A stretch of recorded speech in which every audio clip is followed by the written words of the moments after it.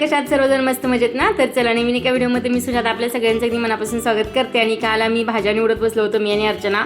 मग काय करायचं काही सुचेना झालं. मग पालक दिसला, म्हटलं आज मस्तपैकी पालकचे पराठेच बनवूया संध्याकाळच्या वेळी. तर इथं चपाती करण्यापेक्षा म्हटलं गव्हाचं पीठ घेतलेलं आहे आपल्याला पाहिजे तेवढं, आणि त्याच्यामध्ये 1-2 मोठे चमचे इथं बेसन पीठ घातलेलं आहे. आणि जिरं, लसूण, मिरची हे सगळं मिक्सरला बारीक करून घ्यायचं आहे आपल्याला. जर का तुम्हाला आवडत असेल ना तर अद्रक सुद्धा याच्यामध्ये घातलं तरी चालेल. आणि याची चांगली पेस्ट करून घ्यायची आहे आपल्याला. मिरच्या जास्त तिखट होत्या त्यामुळे जास्त घातलेलं नाही आहे. 1 ते 1.5 चमचा तिथं जे काही मिरची पेस्ट केली होती ती घातली. आणि हळद घातली 1-2 चमचे. चवीनुसार मीठ घालायचं आहे आपल्याला. आणि थोडेसे तीळ घालायचे आहेत. ओवा सुद्धा तुम्ही घालू शकता आवडत असेल तर, पण मी तो ओवा घातलेला नाही आहे. थोडासा हिंग घालून घेतलं आहे. आणि जो काही पालक होता ना चिरून धुवून वगैरे घेतलेला तर तो ह्याच्यामध्ये घालते. एकदम सोपी पद्धत आहे. एकदा अशा प्रकारचा पराठा नक्कीच बनवून पहा.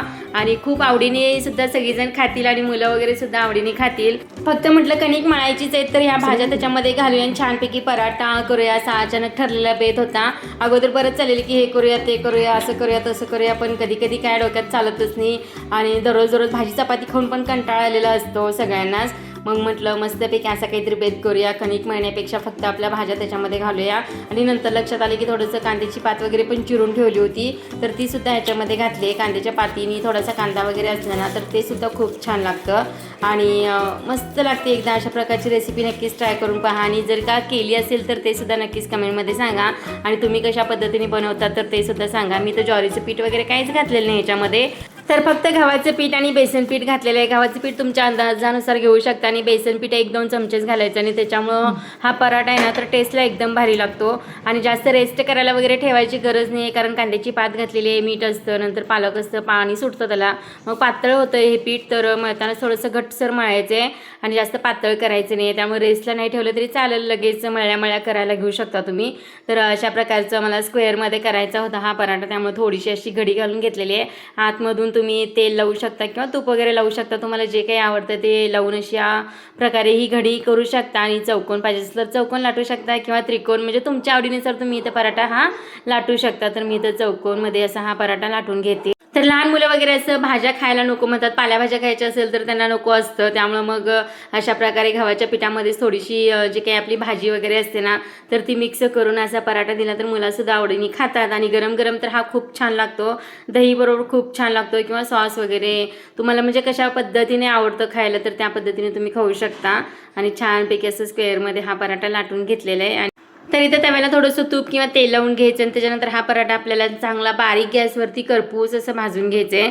खूप छान लागतो. आणि जास्त पातळ पण करायचं नाही आहे, थोडंसं जाडमध्येच ठेवायचा तर छान टेस्ट लागतो. पातळ केले की एवढी जास्त टेस्ट लागत नाही, पण वातड वगैरे होतात. त्याच्यापेक्षा हा थोडासा जाड असेल ना तर एकदमच भारी लागतो. तर तिथं मी चांगला खरपूस असा हा पराठा भाजून घेतलेला आहे.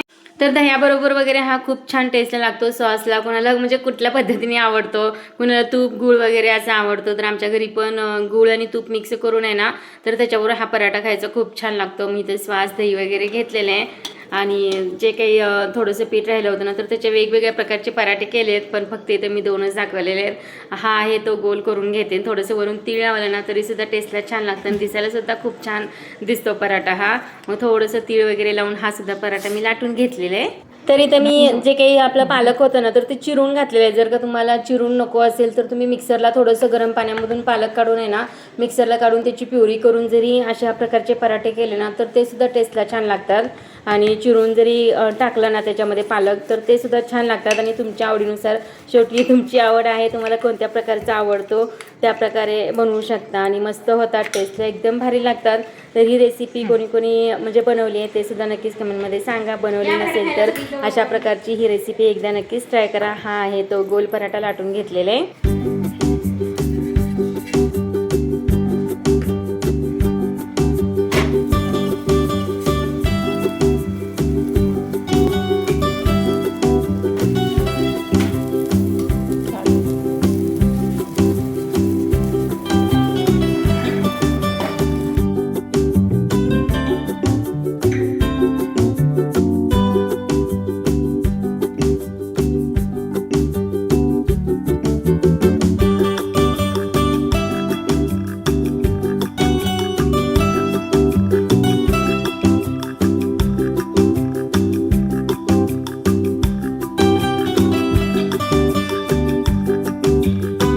तर चला, सर्वांच्याच आवडीचा हा छानसा पराठा एकदा नक्कीच ट्राय करा. एकदम साधा, सोपा, सुटसुटीत आहे. आणि व्हिडिओ आवडला असेल तर जाता जाता व्हिडिओला लाईक करा, शेअर करा आणि चॅनलला सबस्क्राईब करा.